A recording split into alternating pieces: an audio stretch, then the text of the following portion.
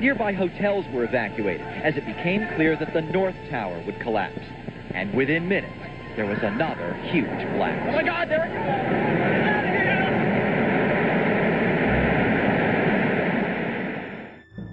Eyewitness accounts of explosions and flashes of light prior to the onset of collapse are key.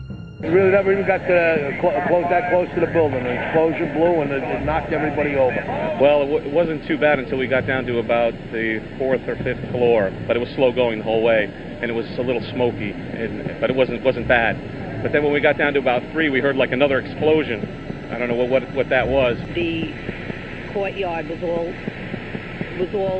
blown up in fire, and we had to go down through the mall. There was an explosion. We're on the support floor, which is a basement.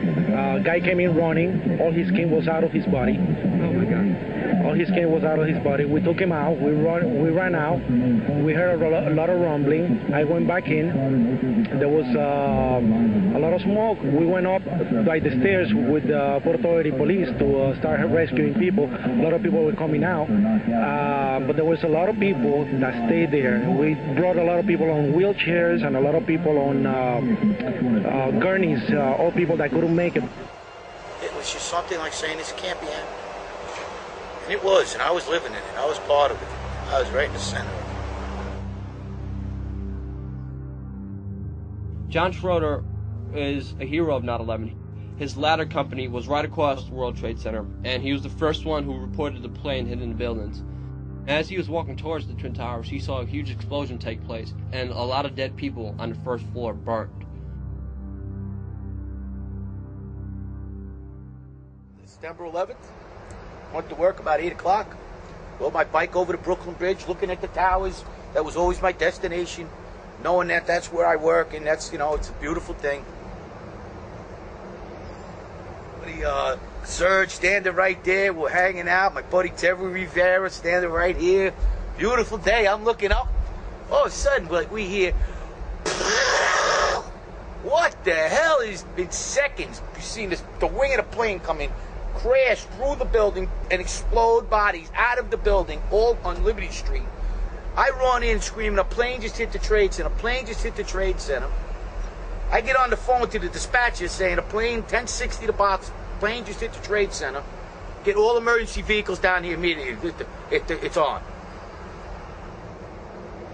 We ran into Mike Hurley, who's the fire safety director of the towers, and he said, why don't you go hook up to around the West Side Highway? So we go around, we hook up the West Side Highway. Now, there was a lady on fire right outside the door. My buddy Terry Rivera had a can. He was putting her out. That might have saved his life. I said to Sean Talon and Jeff Olson, I said, I'll see you up top. They're in the truck, I'm in the engine. Never to see them again.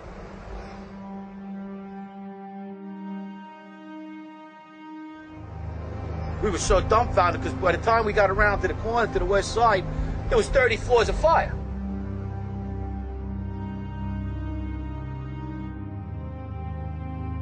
So we're standing there in the lobby, we're getting all together.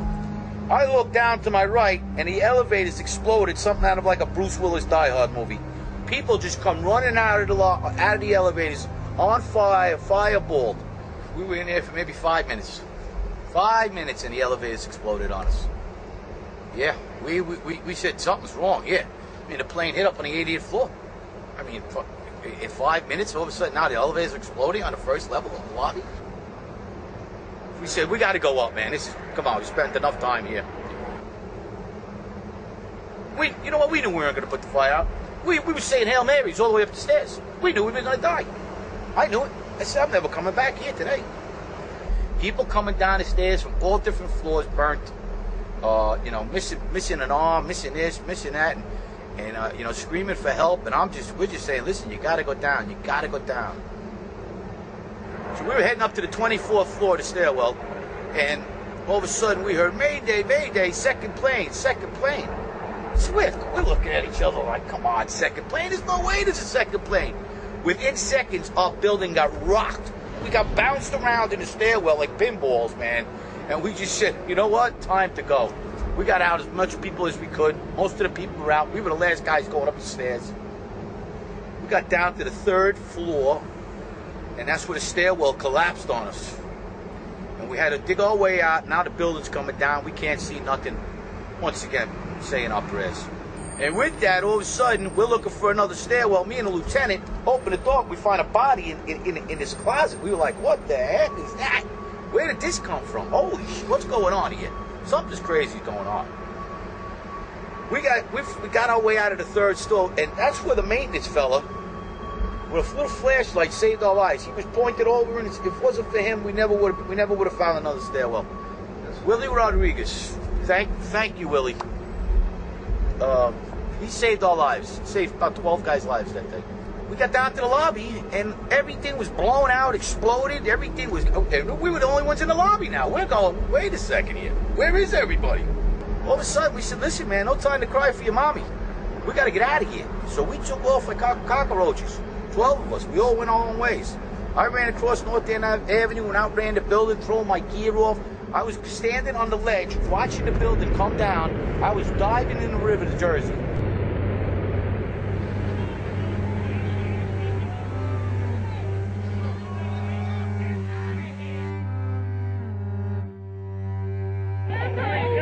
This is so terrible. People who were digging, they were having a hard time breathing.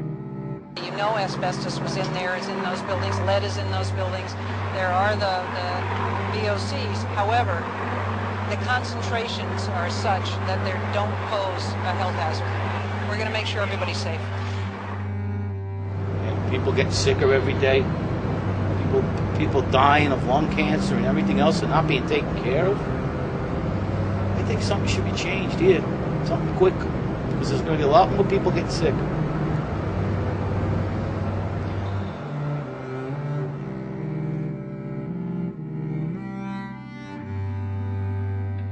John Field, he runs the Feel Good Foundation, an organization which has been helping out many first responders and has been doing the job that the government should have been doing from the start. That's my roomie. That's his medication, 26 pills a day. He's an NYPD. I call him Skittles, as a nickname, you know. John Field donated his own kidney to another 9/11 first responder who was about to die. My name's John Field. I'm a 9/11 responder. I was there for 5.5 days, and I spent 11 weeks in the hospital after I was horribly injured working on the pile of Ground Zero. 8,000 pounds of steel, they roughed it out, estimated it out, crushed my left foot. After fighting for my own basic benefits, I saw so many other people suffering, and I decided to help people just like me. Denied, neglected, turned down, shunned, laughed at, made a mockery of. Heroes, brave souls, who risked their lives without prejudice, who gave of themselves for this country in the city of New York. Over the last couple of years, I've been running the Feel Good Foundation. The Feel Good Foundation, we advocate for workman's comp and Social Security and crime victims. We do this on limited resources. None of us here get paid. My board is made mostly of 9/11 responders. And we're trying to show others while we have nothing, we can still help each other. We can create that safety net and that support system for others to follow. Isn't that a better feeling in the world than helping somebody? I thought giving a kidney was like, wow, winning lotto, but actually helping a 9/11 responder who can't put food on his table, keep a utility on, knowing that we helped them do that, there's not a better feeling. Not a better feeling making the government look bad while they just keep screwing everything up.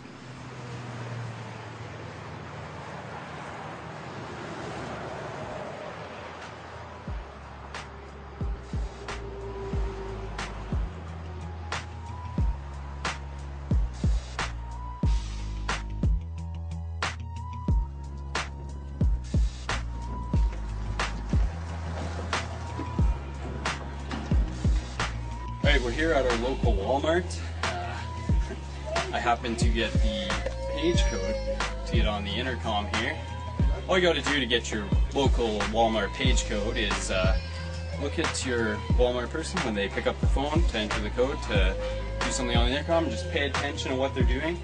The code here happens to be pound 9611. Don't tell anybody. Attention Walmart shoppers, 9/11 was an inside job. Google World Trade Center 7 came down in 6.5 seconds. Thank you. Attention Walmart shoppers, Google Operation Northwoods, 1962 plan to carry out terrorism. Thank you. Can I have an available CSM, please, for me to